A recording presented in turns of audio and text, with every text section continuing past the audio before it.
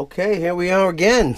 Now, so the first thing they say to do in the instructions that you have to print out online, there's a PDF available, is to do a mock-up. So, first thing I did, obviously, was I had to get a new bridge. And the spacing is exactly the same. But I like my action high, and if I was to use this other bridge, which is very similar to like Harley Benton's, I mean, it's got to be the exact same piece. These saddles are a lot higher, and I would never be able to get it low enough to what I like. If I was going to play slide guitar, yeah, perfect. But plus, these are really sharp. If you like to rest your hand, your palm of your hand on the bridge like I do when I play, these things just totally cut in. You know, they need to be filed rounded if you're able to utilize it. But for me, I couldn't get the thing to be low enough. So I bought this off a seller on Reverb.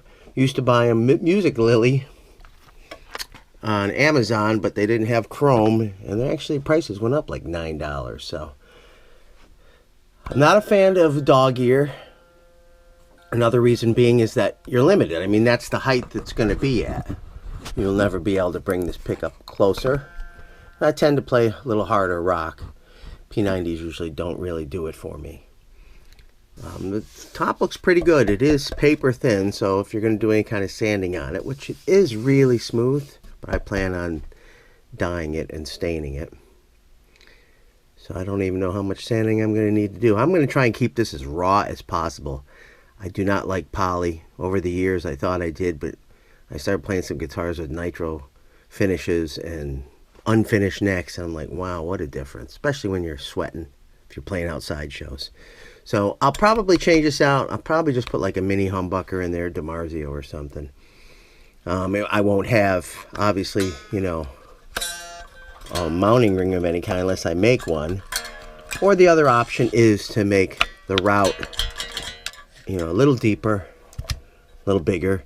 It's not the cleanest route, you know, but so if I do put something that doesn't have any kind of trim ring, if you look at it under a microscope, but who cares if you're on stage and your hand's in front of it? If anybody notices that, they got bigger problems.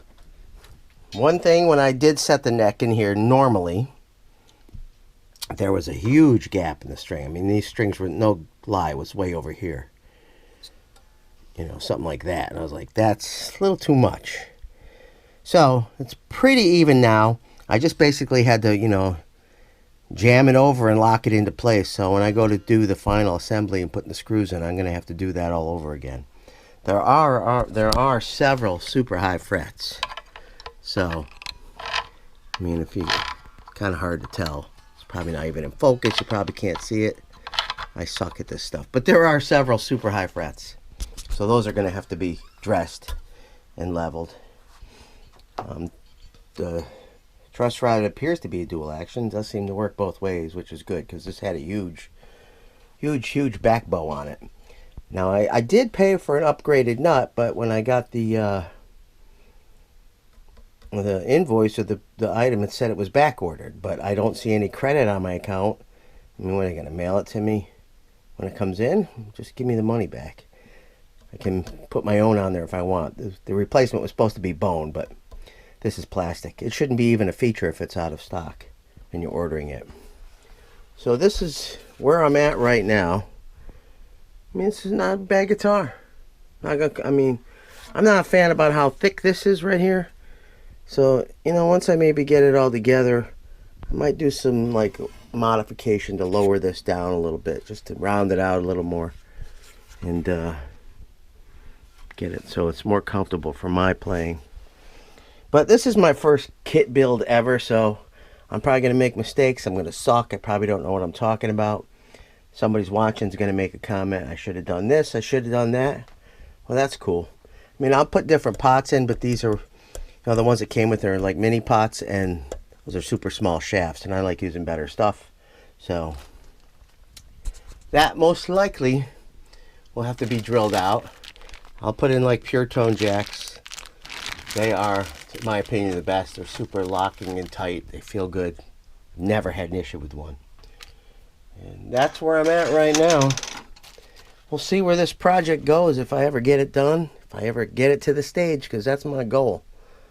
I always wanted a double cut guitar with a V-style headstock, and I found this company, Pitbull Guitars, in Australia. So, hoping it goes good. So far, I've had another $20 I had to put into it. I did upgrade to Lock & Grover tuners, and it was better buying from them because it was actually a better price than if I was to just go buy them myself. So, I have a pickup.